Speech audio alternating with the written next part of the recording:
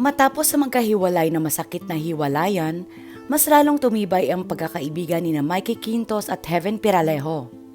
Pareho silang dumaan sa heartbreak noong 2025, kaya naman naging sandalan nila ang isa't isa sa panahon ng paghilom.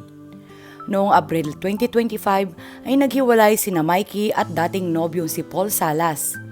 Habang noong Hulyo naman ay tuluyang nagtapos ang relasyon ni Heaven kay Marco Gallio.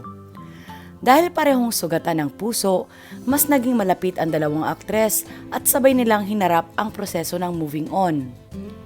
Isa sa naging paraan nila para makapag-heal ay ang pagta-travel. Nagpunta sila sa Siargao at maging sa Hawaii kung saan nagkaroon sila ng pagkakataong mag-relax, mag-enjoy at pansamantalang kalimutan ang sakit na kanilang pinagdadaanan.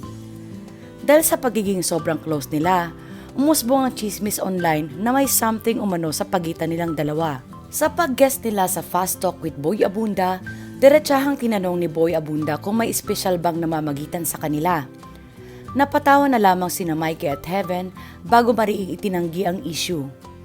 Ayon kay Mikey, wala raw talagang namamagitan sa kanila kundi tunay na pagkakaibigan.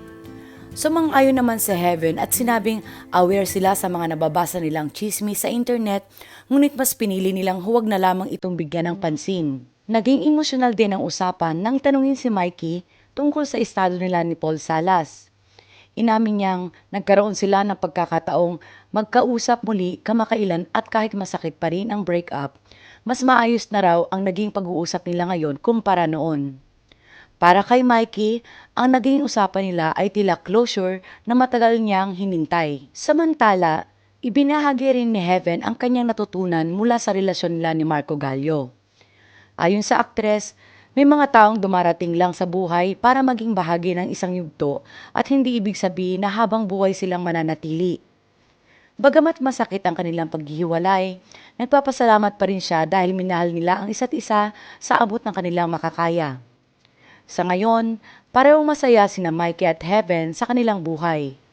Hindi man sila aktibong naghahanap ng bagong pag-ibig, bukas pa rin ang kanilang puso kung may tamang taong darating sa tamang panahon.